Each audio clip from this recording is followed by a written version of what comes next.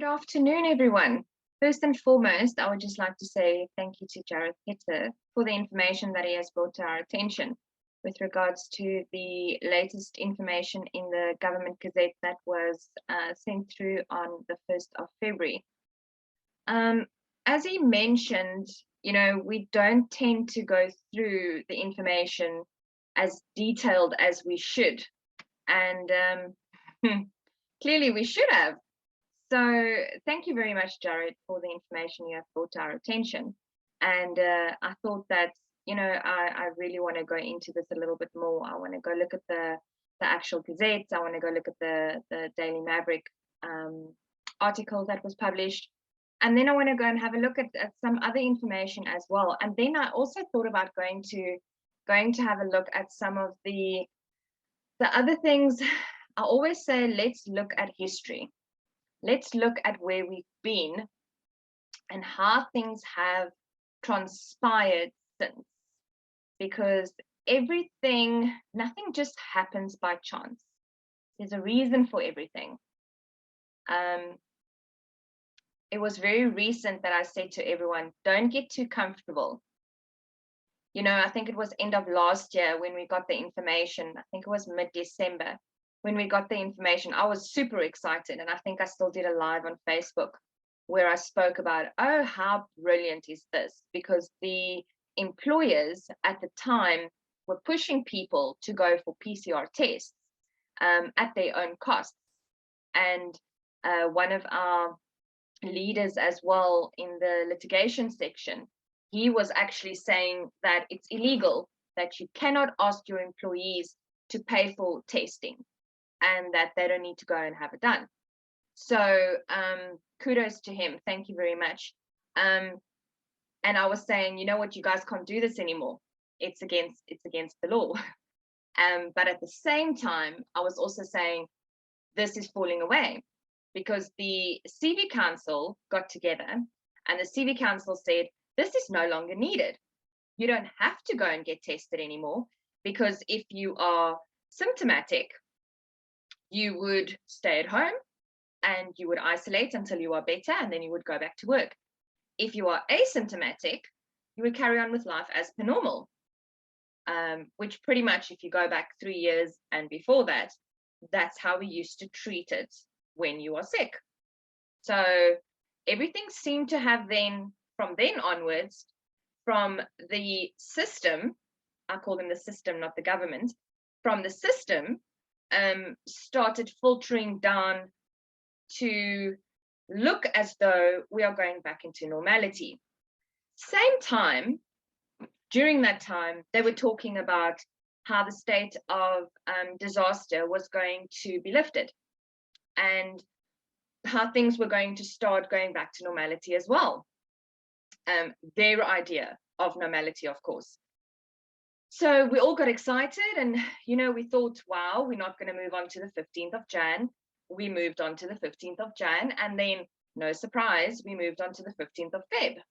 But now they are talking again that we are quite possibly, that's going to be lifted as well. So that's brilliant. These are the things that they are saying to us. So all these things are all good and well and really great news. But for those of us that haven't been sleeping, for those of us that's constantly been looking at what's happening locally, what's happening globally, we've always seen these patterns. We've always been aware of the fact that the system doesn't just put things into place. They don't just put a nation and a world, a country globally, however it is you want to look at it.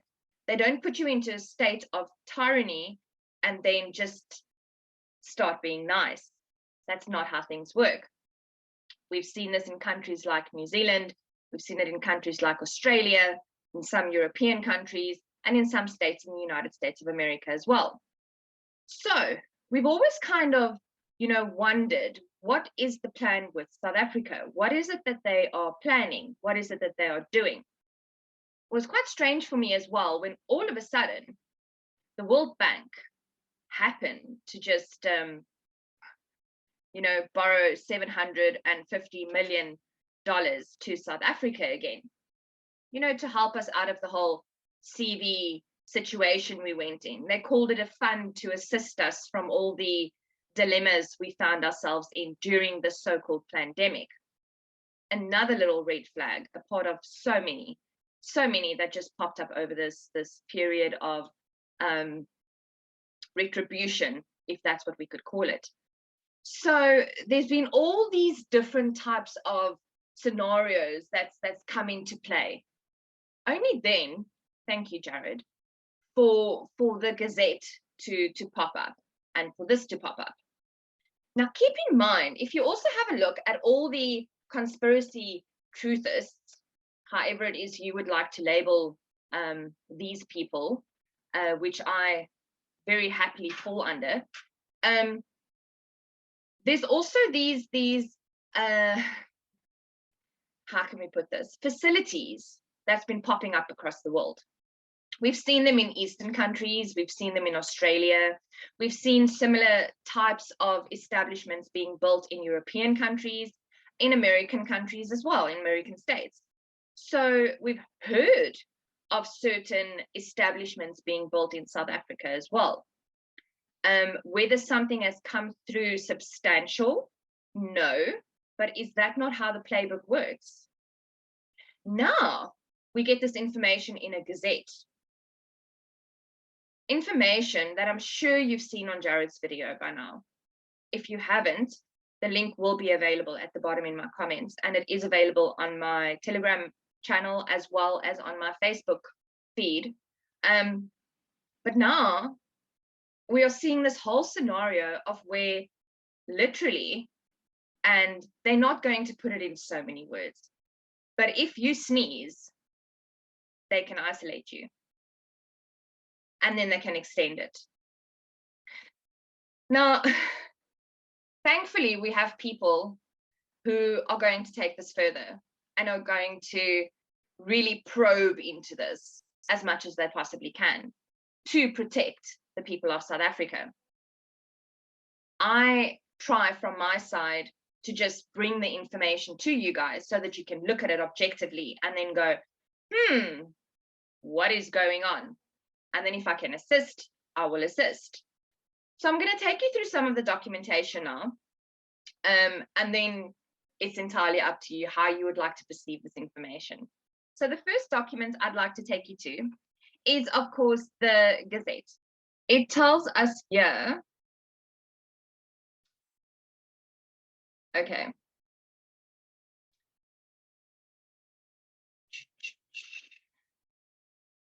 Refusal of treatment and isolation. No person who is a confirmed laboratory positive COVID-19 case and is symptomatic, okay? So a confirmed laboratory positive COVID-19 case. I'd love to know what laboratory positive COVID-19 case means. Is that a PCR test? Is it a rapid test? Is it a swabby mouth test? Who determines that? That's another question I want to know. Who actually determines that? But nevertheless, let's move on.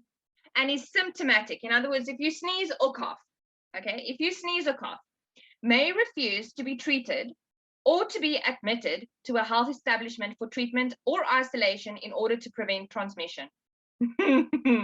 Provided that if a person does not comply with the instruction or order of the enforcement officer, that person must be placed in isolation at a health facility for a period not exceeding 48 hours, pending a warrant being issued by a competent court on application by an enforcement officer for the purposes of isolation or treatment. I have so many questions. First of all, competent court. Huge red flags. Second of all, enforcement officer. How can you enforce something that has not been scientifically proven? How? Please explain that to me, because I don't understand that. I do not understand that. So if you get isolated, on a Friday, Does the Saturday and the Sunday count as 48 hours as well? Because the courts are closed. Sorry. This is just, yes, Jared, this is ludicrous. This is absolutely ludicrous. A warrant contemplated in sub-regulation 1 may be issued by a magistrate if it appears from information on oath or affirmation by an enforcement officer that a person is confirmed laboratory positive COVID-19 case and is symptomatic.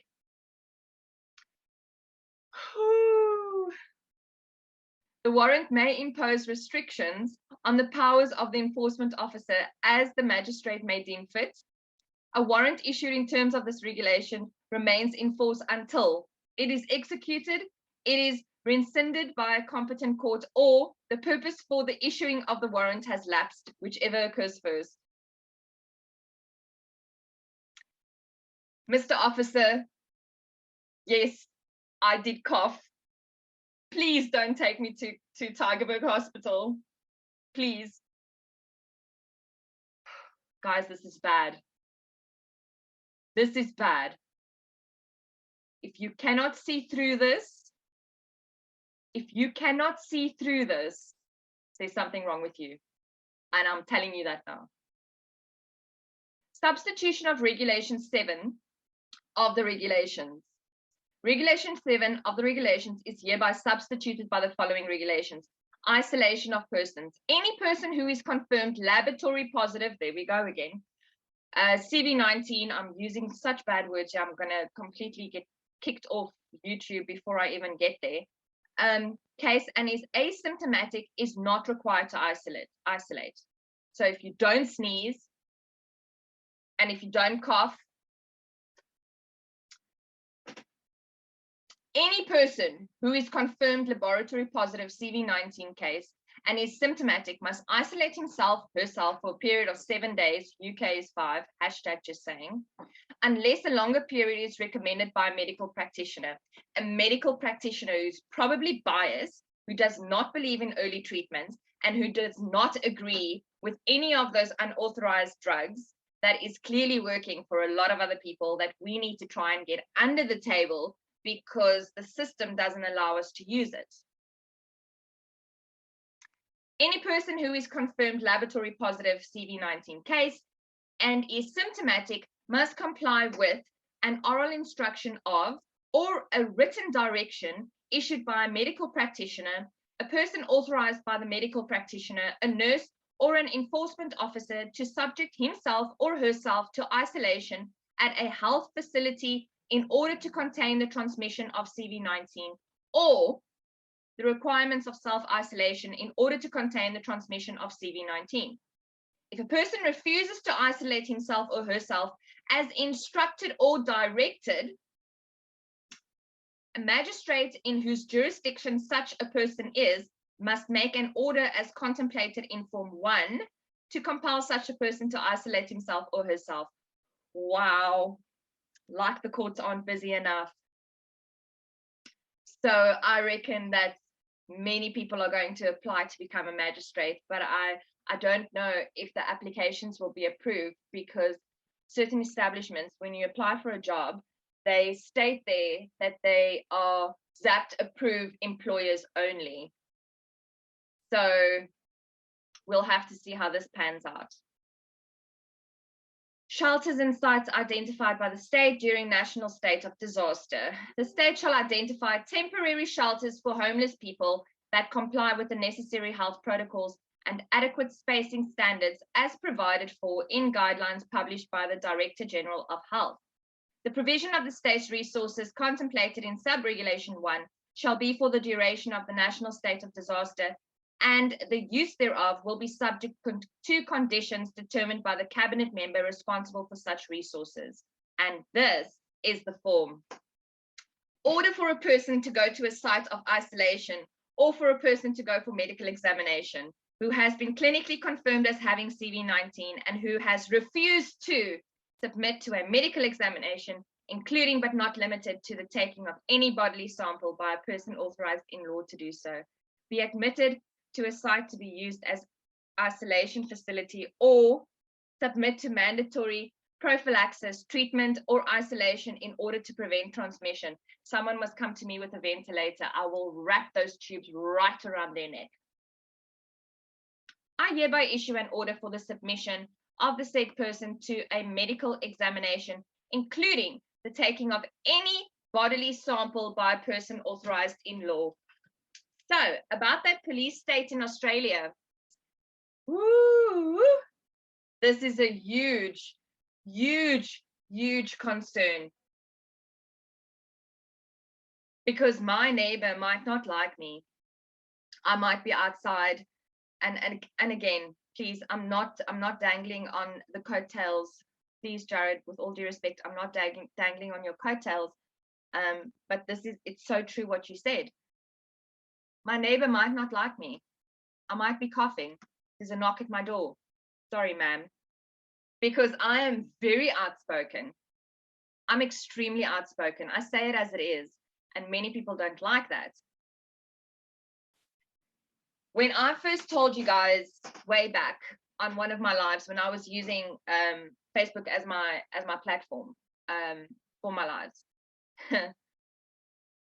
I mentioned to you guys about the WHO and the digital passes, and how they are not just going to attach your medical, as in your physical medical information onto that, but also your psychological information onto that. They're also going to attach their opinion with regards to what their opinion is regarding you onto your profile, so to speak. So I could be a crazy bat out of hell, and that can be attached to my profile. I could be a paranoid, crazy old lady that hits people over the head with my bag. That could be attached to my profile. I could find myself in a psych ward because I'm not cooperating. So all of a sudden, these establishments that could be erected for different reasons could now be used for crazy ladies who hit people over the head with a bag. This is a concern. This is what's been happening in other countries. This is what we've been afraid of. But now I have a question, and I'm going to tell you why I want to bring this up. Because if you guys remember, when I took you guys through the Constitution way back, right in the beginning, there's a specific part in the Constitution which was very interesting to me, where it actually said, section 12 of the Constitution, which is not to be subjected to medical or scientific experiments without their conformed consent. It also says, sorry, everyone has the right to bodily and psychological integrity. Okay. So again, I want to say that everyone has the right to bodily and psychological integrity. This goes against bodily and psychological integrity. Okay. Now just stay with me here for a second. The Constitution is a supreme law. Okay. And it survives in a national state of emergency. It's section 37, subsection 5. No act of parliament that authorizes a declaration of a state of emergency, and no legislation enacted or other action taken in consequence of a declaration may permit or authorize. And that is that falls in line with section 12. And when I say section 12, that refers to section 2. And that is everyone has the right to bodily and psychological integrity. So surely they can't do this. Surely the Constitution should protect us against this. Surely. I'm really hoping someone can help me right here. But I'm really hoping that this cannot be allowed. This cannot be okay. How can they determine whether your cough or your sneeze or your fever or your body aches or your flu-like symptoms How can they determine, well, you are going to be tested now, and then you are going to go? And then on top of that, if you look at the type of testing that they're quite possibly going to use, which I'm almost 100% convinced is going to be a PCR test.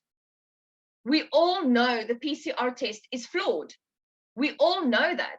We all know that majority of the time, well, it's always majority of the time.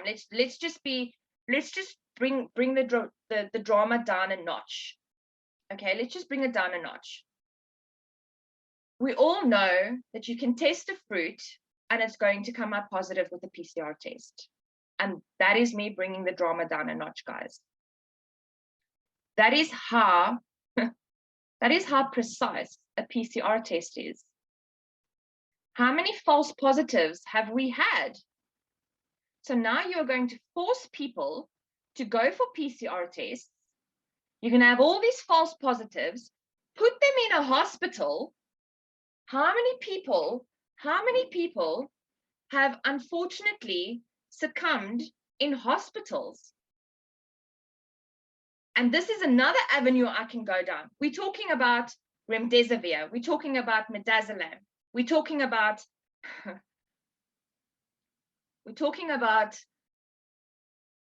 steroids while you're on a ventilator. We're talking about ventilating when ventilating is not needed. What happens to those people? Now you're going to be forcing people into those predicaments without them having a say. It also states in the Constitution,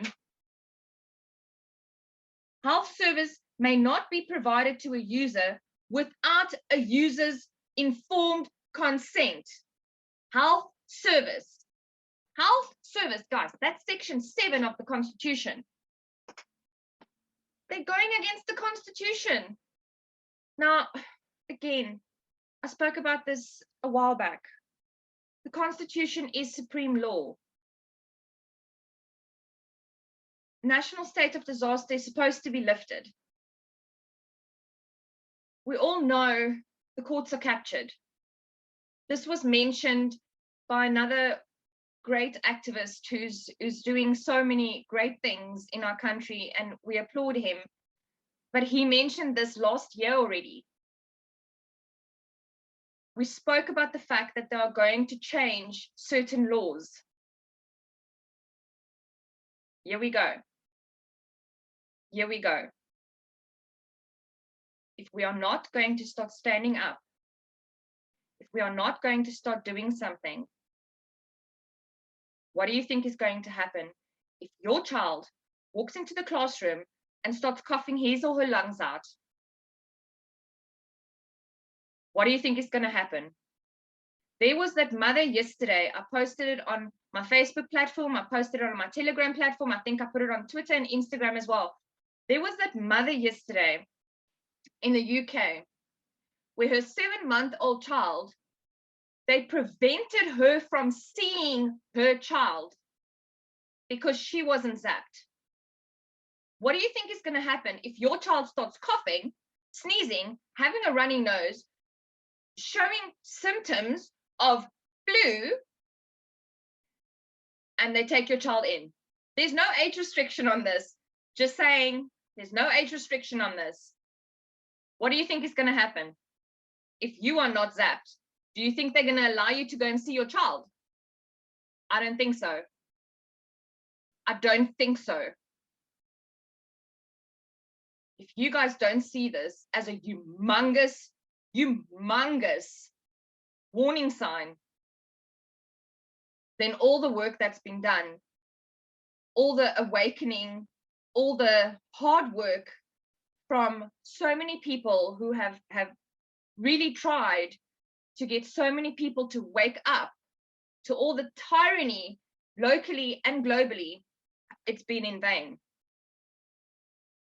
This is the tipping point.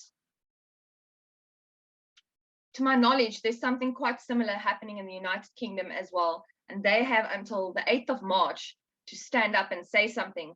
We didn't get time to stand up and say something. They didn't give us that. This has literally just been gazetted. And yes, there's all these new strains popping up left, right, and center. Last year, they were talking about malaria. They were talking about rabies. I mean, there's been such an influx in rabies. Really? Next thing you know, smallpox is going to pop back up, even though that's been gone since 1979. Don't be surprised. Don't be surprised. Because also, keep in mind, there's a lot of injuries floating around. Loads of injuries. Pfizer document came out yesterday with, I think it's a 21-page document, and I think about 16 or 17 pages out of the 21 pages consist out of injuries. Can't use the correct words, even though I've already probably used all the incorrect words, but 17 or 16 pages is just a list of all the injuries. So how are they going to explain all those injuries? Now they throw you into a hospital. They follow incorrect protocols. They ventilate you. CV numbers goes up because that's what they throw onto your death certificate. That's what they throw onto your death certificate. There's usually, I think there's 4 spots open, 4 or 5 spots open. If you have a look at that UK thing as well that I threw onto the first show that I did, big show thingy that I did, you guys will see there as well. Only 17,000 died of actual CV, but they put the numbers out as 170 odd thousand and 150 odd thousand. But CV was one of the 4, one of the 5 on the death certificate. Come on, wake up, please. Please wake up. This is a recipe for disaster, and you are the main ingredient. So I did get loads of articles here that I can share with you. They call the B2 Omni variant. They call it the stealth Omni variant.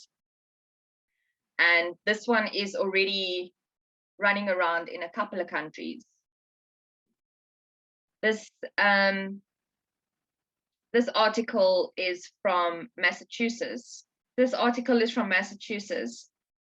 And they're saying that the cases are downsizing of the normal one, but now they're talking about this new one spreading across the country. It's considered a variant of concern by the WHO. And it's even more transmissible than the original extraordinarily contagious Omni. This one's quite possibly going to hit us. 1.5 times more contagious than the original strain. Variant appears to be less dangerous and severe based on data out of Denmark and the UK. But remember, like they mention here, it's supposed to happen. It's supposed to, because where does it say that part? They're supposed to evolve all the time. Where does it say that? Here we go. The natural progression of the virus, it evolves over time, like all other variants over the course of the CV pandemic. I can tell you guys now, there is no end in sight for the different variants, because they need to flush out the injuries. How do you think they're going to flush out the injuries? Did you hear the data that came out of the Defense Epidemiology database? Can't believe I got that word right. But did you hear the data that came out of there? Because that data proves to us that the data on VAERS, we've all known because of the Harvard study, we've all known that that data is underreported. We've known it's underreported. So what are they going to do with all of those injuries? How are they going to explain all the injuries? They've already told numerous people, and I know just from the few people that have told me, and then from everything that I've read, not on mainstream media, from alternative media, where people have come up and they've said, they tell me I'm crazy, they tell me that I'm delusional, and that, you know, it's all in my head. So this new gazetted information, that's so perfect. That's very perfect. So I'm going to see you guys in the loony bin. That's where I'll see you. And this is something we've actually discussed. We discussed this last year. We actually said that we were going to see each other in the loony bin. I'm sure that we've had this discussion. So yeah.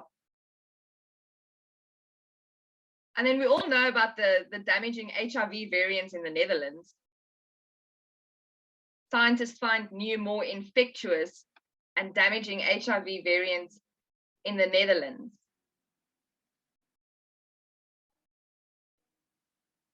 I saw this all over Telegram today as well. Scientists have discovered a new HIV variant in the Netherlands that is more infectious and damaging to health. Findings which suggest that the pathogen microbes do not always evolve to become less virulent. The new VB variant for virulent subtype B showed significant differences before antiretroviral drug treatment compared with individuals infected with other HIV variants, say the researchers, including those from the University of Oxford in the UK. That is already a red flag to me in any case. Individuals infected with this variant had a viral load between 3.5 and 5.5 times higher than those infected with other variants, according to the study. In the past, researchers have raised concerns that the HIV-1 virus, which affects over 38 million people worldwide, has caused 33 million deaths to date, could develop new mutations that could have significant impacts on the virus's transmissibility. So, just something I wanted to ask you guys quickly. Before all of this chaos, did we ever hear, or was it prominent that the HIV virus that there were new mutations and new variants of the HIV virus? Or did we just have HIV and it went all quiet? And, you know, I'm not done talking HIV, don't get me wrong, but we had HIV and HIV was under control. And the people with HIV would follow, you know, they would take their treatments, they would lead a healthy life and have a healthy lifestyle. That was the protocol. Now, all of a sudden, this stuff is popping up. Don't find that strange.